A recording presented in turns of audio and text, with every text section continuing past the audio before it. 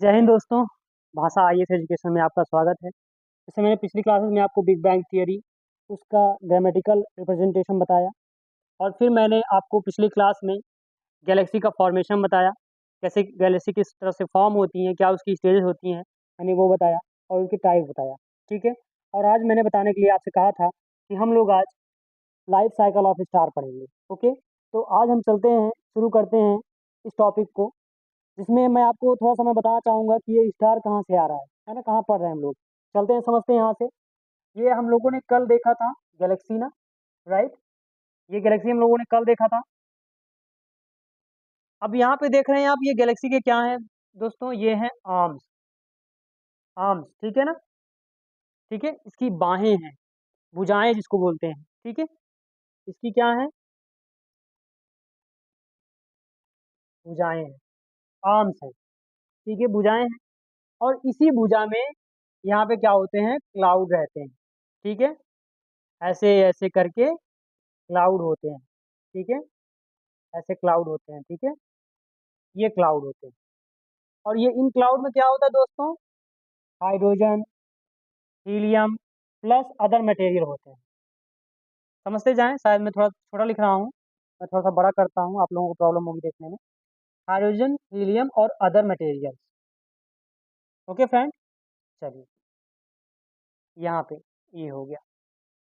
अब आप कहेंगे कि ये इसके चारों तरफ क्यों घूम रहा है, राइट। तो यहाँ पे फ्रेंड एक ब्लैक होल है। ठीक है, जो इंटेंस ग्रेविटी को जनरेट करता है। क्या है यहाँ पे, एक ब्लैक होल है, एक ब्लैक होल है। ठीक है, जो इसका मास बहुत ही ज़्यादा है, मास बहुत ज़्यादा है, जिससे इसकी ग्रेविटी क्या है, बहुत ही ज़्यादा ग्रेविटी है।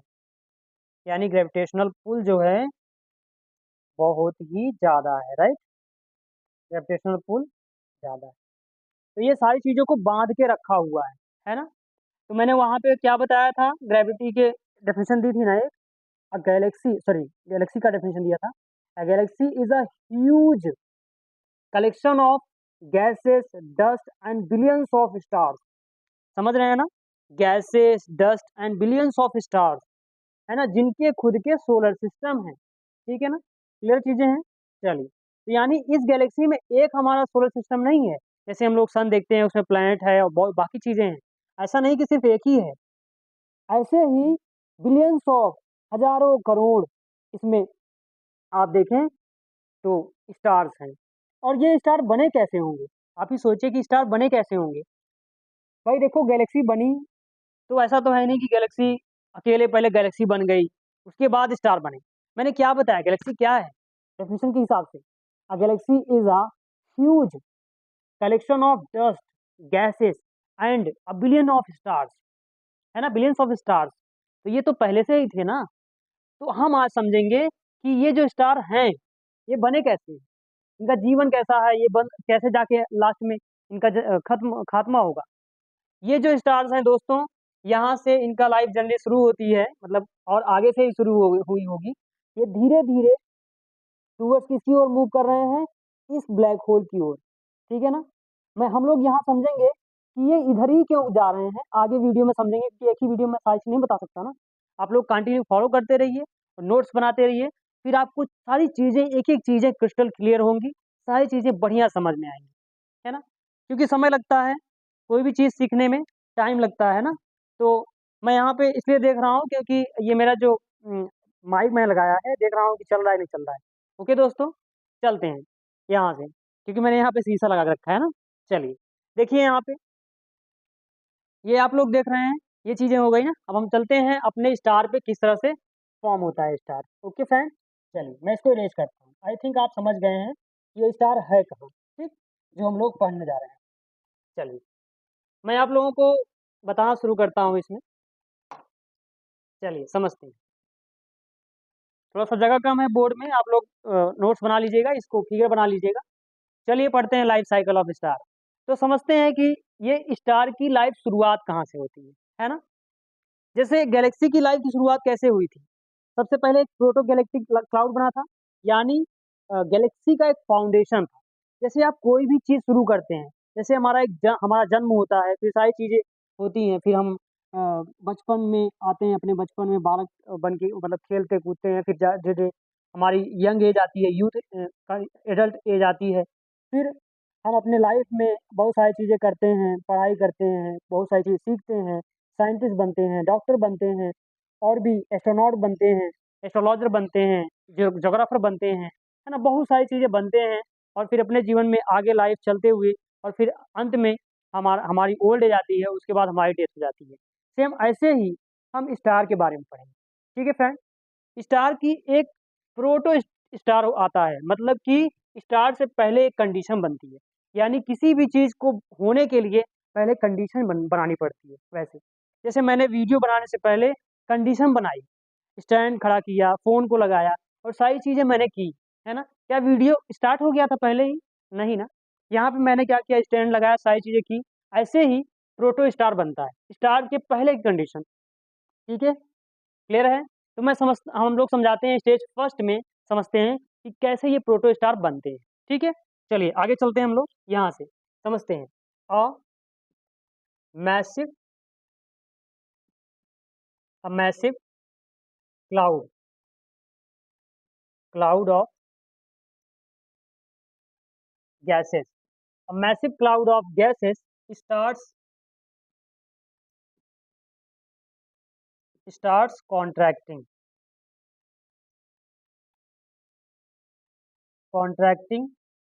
due to due to gravitational gravitational pull, due to gravitational pull. Okay, sorry double L रहेगा यहाँ पे, ग्रेविटेशनल पुल। अभी ये ग्रेविटेशनल पुल के कारण क्या होगा बोले, ये जो मॉलिक्यूल्स हैं, molecule molecules will move fastly will move fastly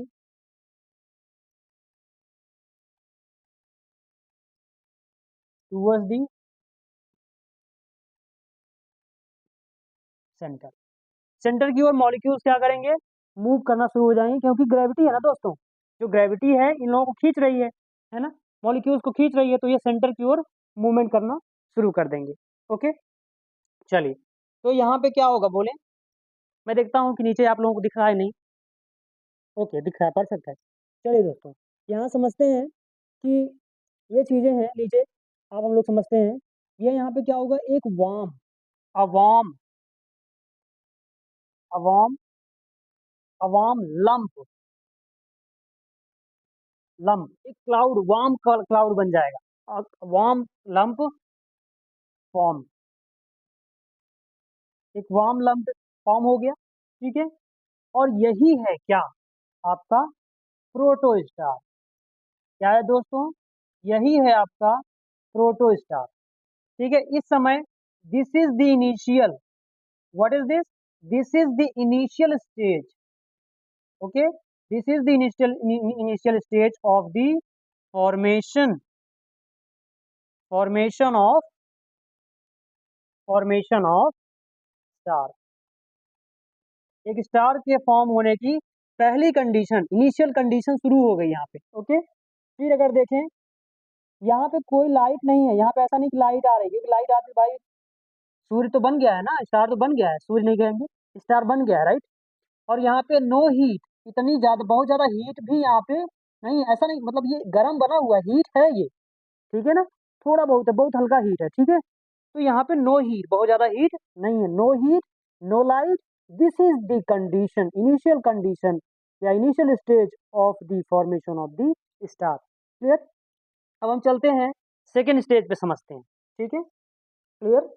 चलिए, हम चलते हैं सेकेंड स्टेज पे, मैं आप लोगों को बताता हूँ।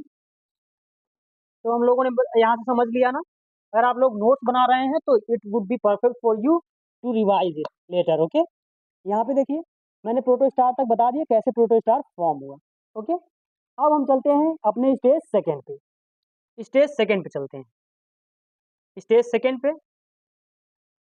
ए भाई चलो यार, चलिए इसे मैं लिख दे रहा हूँ, स्टेज सेकंड पे। ठीक है? स्टेज सेकंड पे क्या हुआ बोले, यहाँ पे प्रोटोस्टार क्या हुआ दोस्तों, प्रोटोस्टार फॉर्म हो गया। अब हम चल रहे हैं यहाँ से इधर की ओर या इधर की ओर, किसी का भी एक भी समझ लीजिए, दोनों का प्रोसेस सेम है, बस यहीं से अंतर आता है, यहीं से, ठीक है, यहीं से डिफरेंस आता है, ठीक है, क्लियर है। चलिए यहाँ समझते हैं आगे। प्रोटोस्टार यहाँ पे हुआ आपका, ये प्रोटोस्टार आगे क्या करेगा, चीजें हम समझते हैं कि क्या होती है। मैंने अभी बताया कि ये इनिशियल स्टेज है, इनिशियल स्टेज आप समझ लीजिएगा किसका स्टेज है, इनिशियल स्टार की। यहाँ पे कोई हीट नहीं है, नो हीट, तो स्टार फॉर्मेशन कैसे हो सकता है, ठीक। और नो लाइट, क्योंकि यहाँ पे हीट नहीं है, फ्यूजन नहीं हो रहा है, तो लाइट भी तो नहीं आ सकती, क्योंकि थर्मल एक्सपेंशन नहीं हो रहा है। ओके, चलिए अब यहाँ से हम लोग आगे समझते हैं कि क्या चीजें हो रही हैं, ठीक है। अब इसका क्या होगा बोले, इसका होगा further, further contraction, further contraction, ठीक है, क्योंकि सेंटर पे इंटेंस ग्रेविटी है, तो उसका फर्दर कॉन्ट्रैक्शन होगा, ठीक है। जब फर्दर कॉन्ट्रैक्शन होगा तो यहाँ पे due to collision, due to due to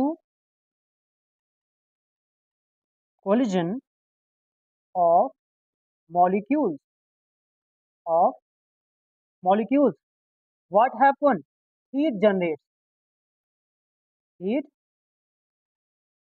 generate, heat generate, due to collision of molecules, heat generate. जैसे आप अपना हाथ रब करें, यानी रगड़ें एक दूसरे से, तो धीरे कुछ समय के बाद हीट जनरेट हो जाती है। मतलब ये, जब आप ठंडियों में कांपते रहते हैं, ठंड लगती रहती है, तो हम क्या करते हैं, हाथों को रगड़ते हैं, ऐसे ऐसे करने लगते हैं, है ना, या शरीर को हिलाते रहते हैं, तो इससे क्या होता है, थोड़ी सी ऊर्जा आती है, हमारी जो ठंड है, मतलब जो ठंड हमें लग रही होती है, हम जब शरीर को हिलाते हैं, तो हमारा शरीर थोड़ी सी एक फ्रिक्शन में आता है, कहें तो, है ना, थोड़ा सा हम मैकेनिकल वर्क करते हैं, ठीक है ना। इससे क्या होता है, हीट जनरेट होता है। ऐसे ही आप देखें तो मॉलिक्यूल जब एक दूसरे से टकराते हैं, तो क्या होता है, हीट जनरेट हो जाता है। ओके, चलिए यहाँ से देखें आप, तो यहाँ से देखें तो क्या होगा बताएं, और क्या होगा, आयनाइजेशन होगा, आयनाइजेशन शुरू हो जाएगा, बोलें, आयनाइजेशन होगा। आयनाइजेशन क्या करेगा, ionization leads to rise the temperature, rise the temperature, और यू कैन से हीट, ठीक है। अब यहाँ पे कंडीशन आ गई कि यहाँ पे nuclear fusion, nuclear sorry nuclear fusion हो सकता है, ठीक है। यहाँ पे अब न्यूक्लियर फ्यूजन हो सकता है, ठीक है। तो अभी हम समझते हैं, न्यूक्लियर फ्यूजन स्टार्ट हो जाएगा, इसी स्टेज में है, समझते हैं। मैं इरेज करता हूँ क्योंकि जगह बहुत कम है, आप लोग लिखते रहेंगे, तो इसके आगे हम लोग यहाँ पे आप कर लीजिएगा, ठीक है। मैं स्पीकर को इसलिए बना के रखा हूँ क्योंकि आप लोगों को इससे बहुत अच्छे से समझ में आ जाएगा, नहीं तो मैं अभी सीधा उड़ा दूंगा, फिर आप लोगों को समझ नहीं आएगा, ठीक है। चलिए यहाँ पे क्या हुआ दोस्तों, फ्यूजन स्टार्ट,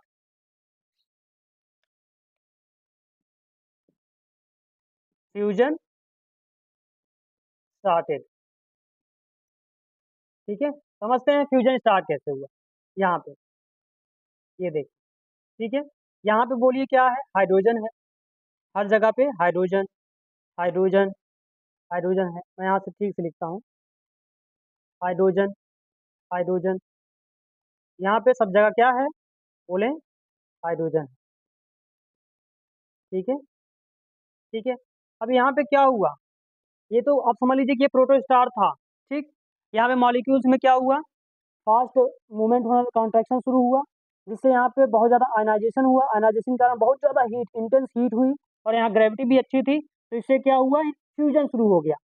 यानी जो हाइड्रोजन हाइड्रोजन है, फ्यूज होकर के क्या बनाएगा दोस्तों, हाइड्रोजन, और हाइड्रोजन फ्यूज होकर बनाएगा हीलियम, ठीक है। और जब हीलियम बनाएगा तो हीलियम क्या करता है, बहुत ज़्यादा एनर्जी आपको यहाँ पे मिलेगी, एनर्जी ज़्यादा मिलेगी, यानी इसका हीट हीट बहुत ज़्यादा बढ़ जाएगी, ठीक है। अगर हम सन की देखें तो यहाँ पे कितना होगा, बोले 10 to 15 million, 10 to 15 million degree Celsius. यहीं पे मैं लिख दे रहा हूँ, या हाँ ऐसे लिखता हूँ, डिग्री सेल्सियस, डिग्री सेल्सियस, ठीक है। ओके, यहाँ पे समझ में चीजें आई। चलिए, अभी ये हो गया, हीलियम बन रहा है, ठीक। ऐसा स्टेज आएगा, अ stage will come, a stage will, a stage will come when the hydrogen hydrogen at the core, at the core, ऐसा, सॉरी मैं यहाँ पे थोड़ा सा आप लोगों को ये बता दूं कि कैसे ये स्टेज है इसकी, तब ये नेक्स्ट स्टेज में आएगा आएगा आपका। चलिए मैं बताता हूँ इसमें थोड़ा सा, ये नेक्स्ट स्टेज की बात थी।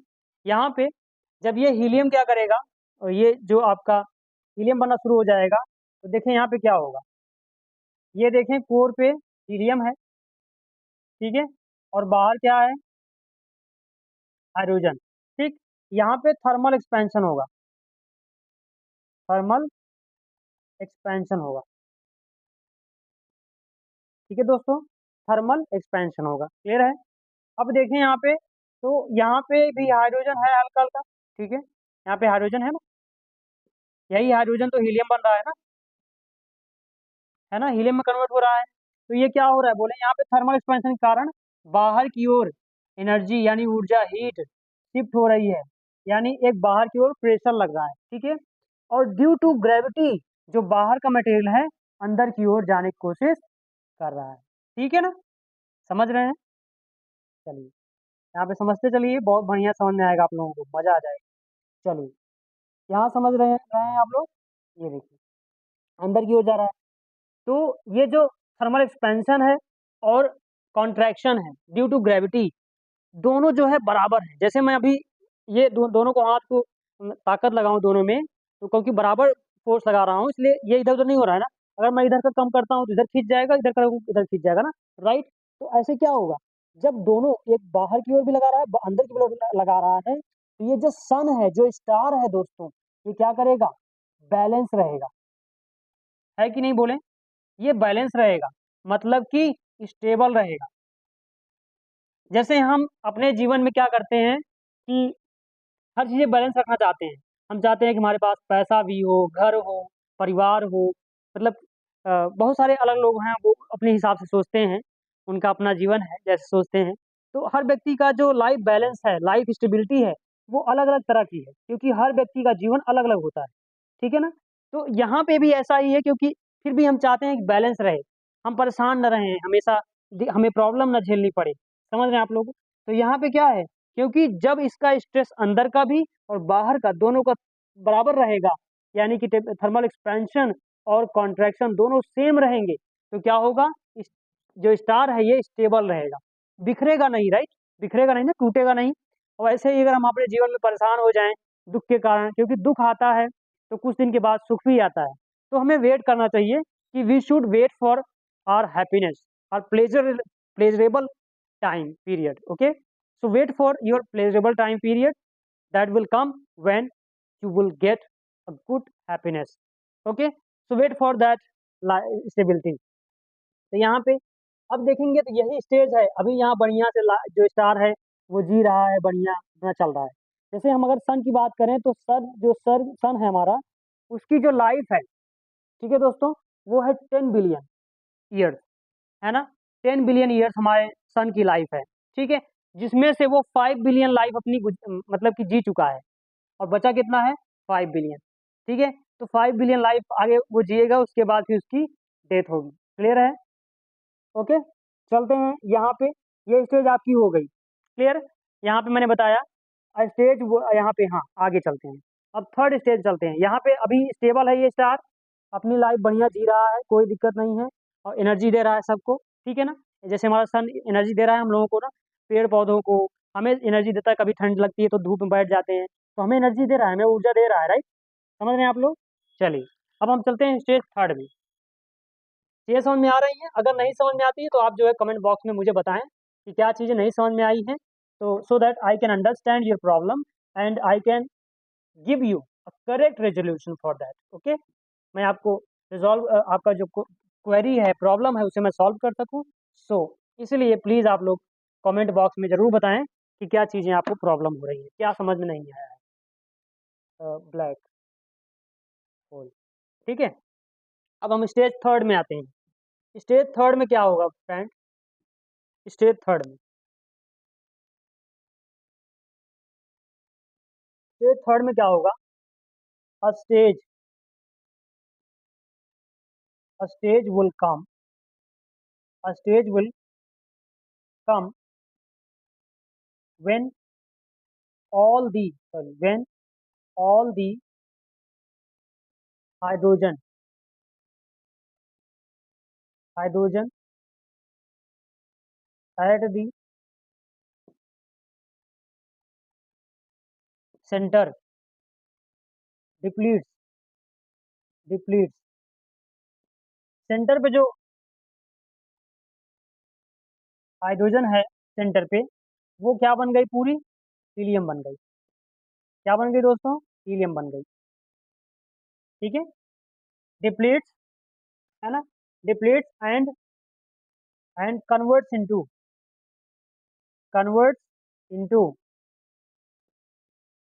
बोले converts into converts into helium. मैं इधर की ओर इसलिए देख रहा हूँ दोस्तों, क्योंकि जो मैंने माइक लगाया हुआ है ये चल रहा है नहीं चल रहा है, इसी को चेक करने के लिए मैं इधर की ओर देख रहा हूँ। ओके, आई थिंक बंद हो गया है क्या? बंद हो गया यार।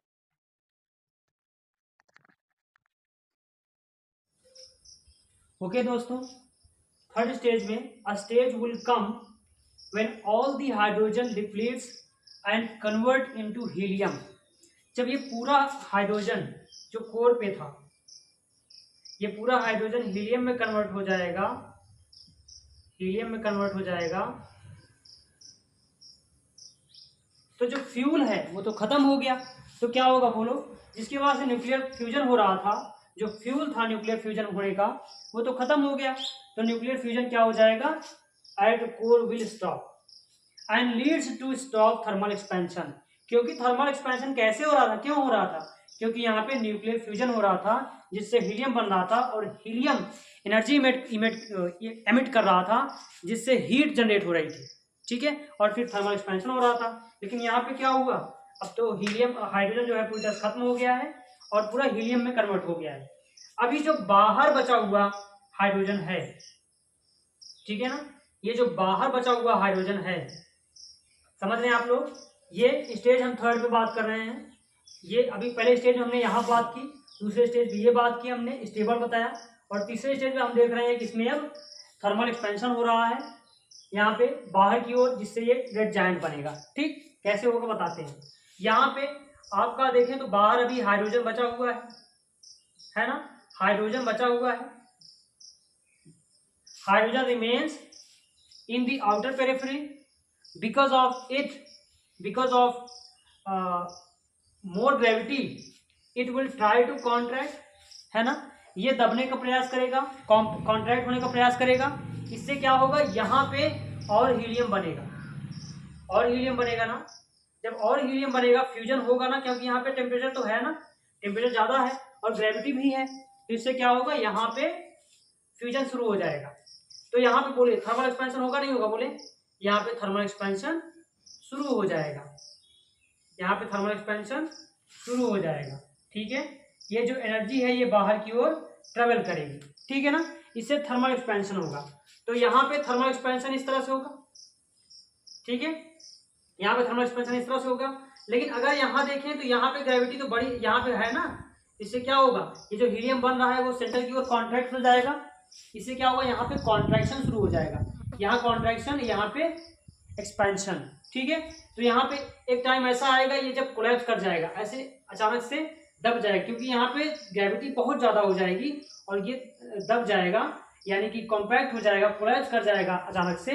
इससे ये पूरा जो ऊपर की आउटर पेरिफेरी है वो निकल जाएगी। ठीक, अब ये क्या बन रहा है, रेड जायंट बन रहा है, रेड जायंट बन रहा है।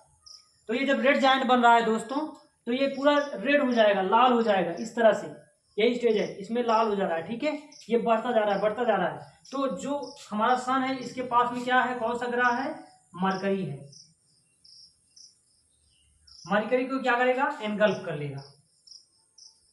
मरकरी क्या किया इसने, एनगल्फ कर लिया। क्लियर है। अब ये मरकरी को एनगल्फ कर लिया, ठीक है, क्लियर। अब ये मरकरी को एनगल्फ कर लिया क्योंकि ये रेड जायंट बन गया था, बहुत बड़ा हो गया था, इसने मरकरी को एनगल्फ कर लिया। ठीक है, और यहाँ पे जब ये कॉन्ट्रैक्शन और एक्सपेंशन के कारण क्या होगा, कोलैप्स होगा। फिर यहाँ पे जो आउटर पेरिफेरी है इस जगह पे देखेंगे तो ये निकल जाएगा और प्लैनेटरी नेबुला बन जाएगा, यानी फिर से क्लाउड बन जाएगा। ठीक है, इस स्टार के जो स्टार ये कोर था स्टार का, इसके चारों तरफ ऐसे ये देखें तो ये जो पेरिफेरी है यहाँ पे, ये जो प्लैनेटरी नेबुला है, क्लाउड है, ये फिर से इसके चारों तरफ घूमने लगेगा। और ये जो है, ये जो आपका कोर है ये आगे निकल जाएगा और ये स्पेस में छूट जाएगा। ठीक है, क्लियर है। फिर आगे हम लोग चलते हैं। अब नेक्स्ट स्टेज पे हम चलते हैं। नेक्स्ट स्टेज पे क्या होता है, ठीक है, ये समझेंगे नेक्स्ट स्टेज। ठीक है,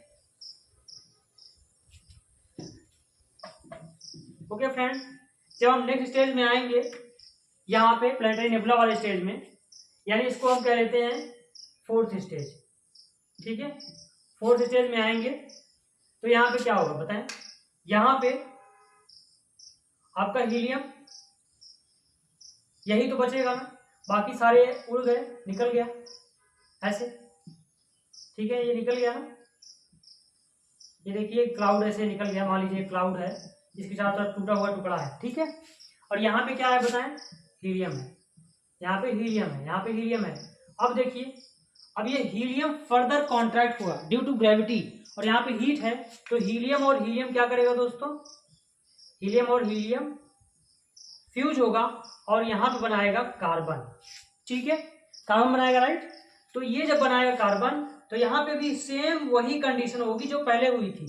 यहाँ पे बीच में कार्बन बन रहा है, यहाँ पे हीलियम है, यहाँ पे हीलियम है, इसकी वजह से कार्बन बन रहा है, राइट।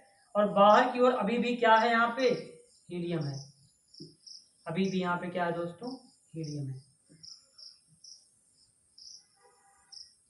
ठीक है, अब यहाँ पे क्या होगा, यहाँ पे थर्मल एक्सपेंशन होगा, क्योंकि यहाँ पे क्या बन रहा है बताएं, यहाँ पे कार्बन बन रहा है, कार्बन बन रहा है, तो यहाँ पे क्या हो रहा है बोले, यहाँ पे हीट, न्यूक्लियर फ्यूजन होता है तो बहुत हीट निकलती है, एनर्जी जनरेट होती है, जिससे हीट होता है। ठीक है ना, चीजें हीट हो जाती हैं, यहाँ पे हीट बहुत ज्यादा है, इसलिए यहाँ न्यूक्लियर फ्यूजन स्टार्ट हो जाएगा। क्योंकि अभी तो सॉरी स्टॉप नहीं होगा, स्टार्ट हो जाएगा, राइट, हाँ सही, स्टार्ट हो जाएगा, मैंने कहा था।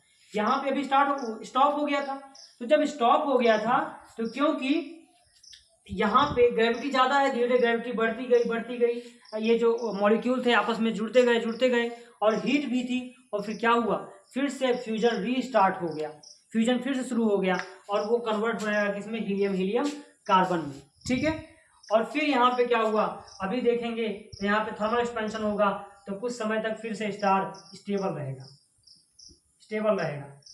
ठीक है, अब यहाँ पे हीलियम ही है अकेले, ठीक, तो यहाँ पे ये कुछ दिन तक फिर से स्टेबल रहेगा, और फिर जब यहाँ का अंदर का जो हीलियम है, सारा पूरा हीलियम कन्वर्ट हो जाएगा कार्बन में, तो सिर्फ और सिर्फ कार्बन सेंटर पे बचेगा, और यहाँ पे जो फ्यूजन है वो स्टॉप हो जाएगा।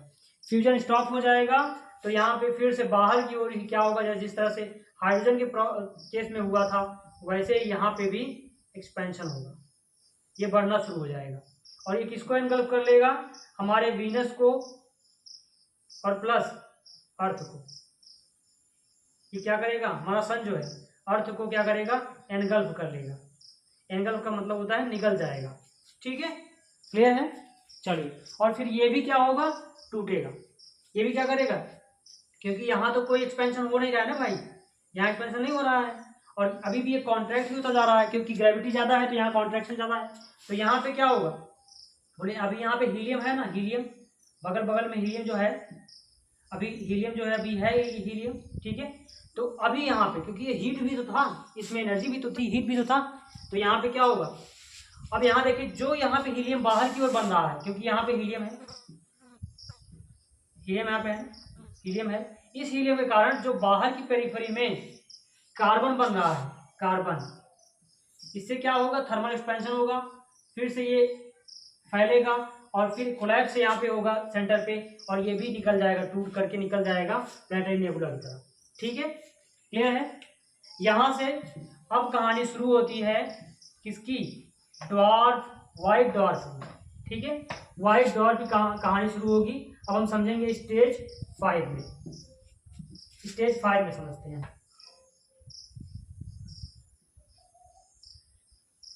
स्टेज 5 में समझते हैं। यहाँ पे दोस्तों क्या बन चुका है बताएं, ये कार्बन बन चुका है। ठीक है, और पेरिफेरी में अभी भी थोड़ा थोड़ा हीलियम है, हीलियम है ना, इससे ये क्या दिखेगा, व्हाइट। ठीक है, और फिर ये छोटा हो जाएगा, इसलिए बोलेंगे इसको व्हाइट ड्वार्फ, सफेद बौना। ठीक है, तो ये कौन सा स्टार हो जाएगा, व्हाइट ड्वार्फ स्टार। ठीक है, और फिर नेक्स्ट स्टेज आएगी, जो बाहर का हीलियम था वो भी कन्वर्ट हो गया कार्बन में, तो ये हो जाएगा ब्लैक, इसको बोलेंगे ब्लैक ड्वार्फ।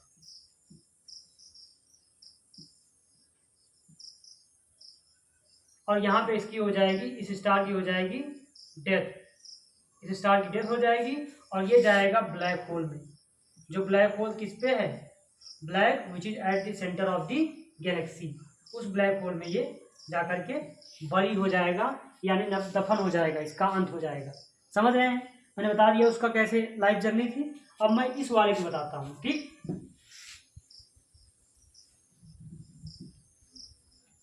ठीक है दोस्तों, चलिए, जैसे मैंने आपको बताया प्रोटो स्टार इसमें ही बनेगा। यहां पे मैंने बताया जब सन के बराबर मास होगा तब वो कंडीशन होगी, और जब यहाँ पे जो है ये मास ऑफ स्टार, ये जो बन रहा है आपका मास ऑफ स्टार, जब 5 सोलर मास से, ठीक है, या फिर मैं पहले कर दूं, ऐसा मैं यहाँ लिख दे रहा हूं, ऐसा है ना, यहाँ पे solar mass is less than और इक्वल 1.4, ठीक है, एक्स एंड लेस देन और इक्वल 5 सोलर मास। ठीक है, अगर जो सोलर मास है, आप लोगों को प्रॉब्लम हो रही होगी समझने में इसको, यहाँ पे अगर जो हमारा सन है, हमारा जो सन है उसका मास है ना, उसका जो मास है अगर हम कंपेयर करें इस वाले का, तो अगर इसका मास अपने सन के मास से 1.4x 1.4 टाइम ज्यादा होगा, 1.4 टाइम ज्यादा होगा, और 5 टाइम कम होगा, तो ये बनेगा न्यूट्रॉन स्टार। ठीक है, लेकिन अगर 5 टाइम से भी ज्यादा होगा इसका, हम ये जो स्टार है इसका मास हमारे मास से, हमारे सोलर मास से ज्यादा होगा, तो ये बनेगा ब्लैक होल। अभी बताते हुए मैं बताऊंगा। तो ये जो स्टेज मैंने अभी बताई थी पुराने में, पुराने में बोला, मैंने जो अभी पीछे बताया, जो टॉपिक डिस्कस किया इसके कंडीशन में इस स्टेज पे, ठीक है, तो उसमें क्या हुआ, यहां तक कि मैंने यहां तक बताया था, यहां तक ये रेड जायंट होगा, सेम वैसे ही होगा, लेकिन इसमें क्या होगा बताएं, यहाँ पे हाइड्रोजन बाहर की ओर है, ठीक है, क्लियर है, यहाँ पे हाइड्रोजन बाहर की ओर है, और यहाँ पे जो सेंटर है दोस्तों, ये जो सेंटर है इस पे हम बात करते हैं कि स्टेज पे, यहाँ पे जो सेंटर है, सेंटर है, ठीक है, ये सेंटर इतना ज्यादा इंटेंस है, यहाँ पे जो हाइड्रोजन था, हाइड्रोजन हीलियम में कन्वर्ट हो जाएगा दोस्तों, ठीक है ना, हाइड्रोजन और हाइड्रोजन हीलियम में कन्वर्ट हो जाएगा। अब आप कहेंगे कि फिर तो वही कंडीशन हो जाएगी, लेकिन इसमें वैसा कंडीशन नहीं होगी। इसमें क्या होगा, क्योंकि जो ग्रेविटी है बहुत इंटेंस है, और इससे क्या होगा, हीट भी है ना, तो हीलियम भी कन्वर्ट होना शुरू हो जाएगा, हीलियम कन्वर्ट होना शुरू हो जाएगा। किसमें होगा बताएं, ये हीलियम कन्वर्ट होगा किसमें, कार्बन में, कार्बन में कन्वर्ट हो जाएगा, राइट।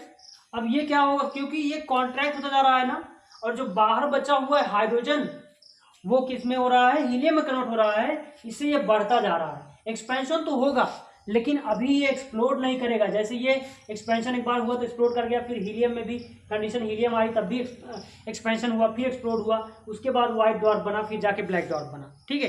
लेकिन इसके कंडीशन में ऐसा नहीं है। ये क्या करेगा, हाइड्रोजन बाहर की ओर है तो ये एक्सपैंड करा बढ़ेगा तो रेड जायंट तो बनेगा, रेड जायंट ये भी बनेगा, रेड जायंट ये भी बनेगा, लेकिन ये क्या करेगा, रेड जायंट ये बनेगा, लेकिन यहाँ पे क्योंकि सेंटर बहुत ही ज्यादा इंटेंस है, क्योंकि ये इसका जो मास था इस सन का बहुत ज्यादा था, ठीक है। तो जब बहुत ज्यादा मास था तो ये जो सेंटर है इस पे ग्रेविटी बहुत ज्यादा होगी। इससे क्या होगा, जो फ्यूजन है वो नहीं रुक रहा है, क्योंकि उस कंडीशन में फ्यूजन रुक गया था तो थर्मल एक्सपेंशन भी रुक गया था। लेकिन इसमें क्या है, जो फ्यूजन है वो नहीं रुक रहा है, जिससे थर्मल एक्सपेंशन कंटिन्यू बना हुआ है। इससे जो स्टार है वो उसकी स्टेबिलिटी बनी हुई है, ठीक है ना। स्टार अभी भी स्टेबल है तो अभी ये टूटेगा नहीं, एक्सप्लोड नहीं होगा, समझ रहे हैं। तो ये कार्बन कार्बन हो जाएगा। अब जब क्या होगा दोस्तों, फिर यहाँ पे कार्बन कार्बन जो है ये बन जाएगा ऑक्सीजन, फिर ऑक्सीजन ऑक्सीजन आपका जब क्योंकि ऑक्सीजन है ना अभी भी कॉन्ट्रैक्शन होता जा रहा है और फ्यूजन अभी भी चल रहा है, राइट। तो ये फ्यूजन चल रहा है तो क्या बनेगा बोले, यहाँ पे अब बनेगा नाइट्रोजन। अब फिर नाइट्रोजन नाइट्रोजन भी क्या करेगा, यहाँ पे कांटेक्ट करेगा, तो यहाँ पे ऐसे ही आगे कंडीशन होती जाएगी जब तक फ्यूजन होता जाएगा, यहाँ पे शिफ्ट होता जाएगा। ये तब तक नहीं बंद होगा जब तक कि आयरन न बन जाए, ठीक है। यानी कि आयरन बन जाएगा तो यहाँ पे fusion will stop, fusion will stop, ठीक है। और इस समय इस कंडीशन पे जब आयरन यहाँ बन जाएगा तो इसकी जो ग्रेविटी बहुत ज्यादा हो जाएगी, है ना। ग्रेविटी बहुत ज्यादा हो जाएगी और फिर यहाँ पे क्योंकि फ्यूजन बंद हो गया ना, स्टॉप हो गया फ्यूजन, तो थर्मल एक्सपेंशन क्या हुआ, बंद हो गया। अब लेकिन बाहर का अभी भी जो हाइड्रोजन है, फिर हीलियम है, फिर कार्बन में बना, ऑक्सीजन बना, फिर नाइट्रोजन, ये सब कन्वर्ट होते जा रहे हैं ना भाई। तो थर्मल एक्सपेंशन होगा, बढ़िया खूब बड़ा सा हो जाएगा, बहुत बड़ा रेड जायंट हो जाएगा, बहुत बड़ा के बड़ा हो जाएगा। जिससे क्या होगा, अब ये जो स्टार है इसका जो कोर है इतना भारी है कि ये जो स्टार है, ये जो पूरा स्ट्रक्चर है, इस सेंटर को जो कोर है इसको संभाल नहीं पाएगा, ठीक है। और यहाँ पे इंटेंसिटी है, ग्रेविटी बहुत ज्यादा है, इससे ये कोलैप्स होगा, दबेगा, ऐसे अचानक से दबेगा, ठीक है। क्योंकि अब जो है फ्यूजन बंद हो गया है और यहाँ पे ग्रेविटी ज्यादा हो गई है, इससे क्या होगा, ये दबेगा और इससे क्या होगा, एक्सप्लोड कर जाएगा ये। और ये जानते हैं ये सुपरनोवा होगा, सुपरनोवा होगा, समझ रहे हैं। सुपरनोवा मतलब इतनी लाइट इसमें से एमिट होगी, इतनी लाइट निकलेगी कि जब ये सुपरनोवा जहां पर भी होगा पूरे गैलेक्सी में लाइट आप देख सकते हैं, समझ रहे हैं। ये पूरे गैलेक्सी में आप लाइट देख सकते हैं। इसके केस में तो बहुत ज्यादा नहीं है, कुछ भी नहीं है ज्यादा, ये इसमें समझ लीजिए बहुत ज्यादा है, क्योंकि यहाँ पे जो टेम्परेचर होता है ना दोस्तों, ये 100 बिलियन होता है, 100 बिलियन डिग्री सेल्सियस। आप इसे कंपेयर कर सकते हैं, यहाँ पे कहाँ 10 मिलियन और 15 मिलियन की बात हो रही है, मिलियन की, और यहाँ 100 बिलियन डिग्री सेल्सियस की बात हो रही है। आप लोग इसे सर्च करके देख सकते हैं कि बिलियन, 1 बिलियन को करोड़ में कितना कहते हैं, ठीक है। और यहाँ पे मिलियन को देख सकते हैं और कंपेयर कर सकते हैं कि क्या चीज़ें हैं, कैसे हुई है, ठीक है ना। तो आप सोच सकते हैं कि कितना ज़्यादा यहाँ पे एक्सप्लोजन होगा और कितनी ज़्यादा एनर्जी निकलेगी, ठीक है। तो दो कंडीशन होगी, एक बनेगा न्यूट्रॉन स्टार और दूसरा बनेगा ब्लैक होल। यानी ये जो है आयरन यही जाके यहाँ पे ब्लैक होल बनेगा और दूसरा बनेगा न्यूट्रॉन स्टार, ठीक।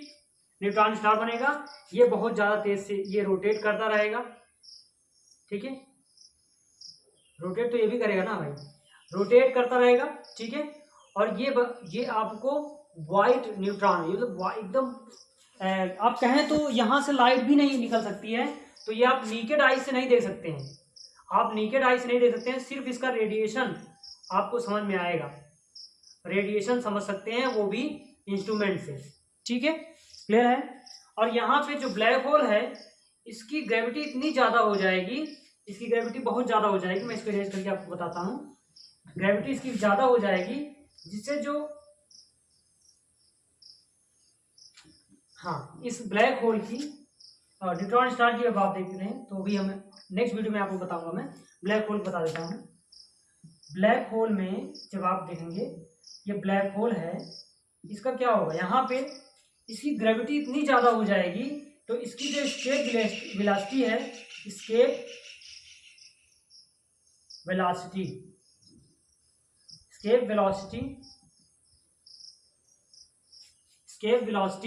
will increase,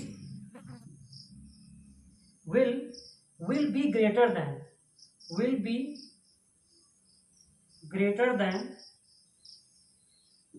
the speed of the light,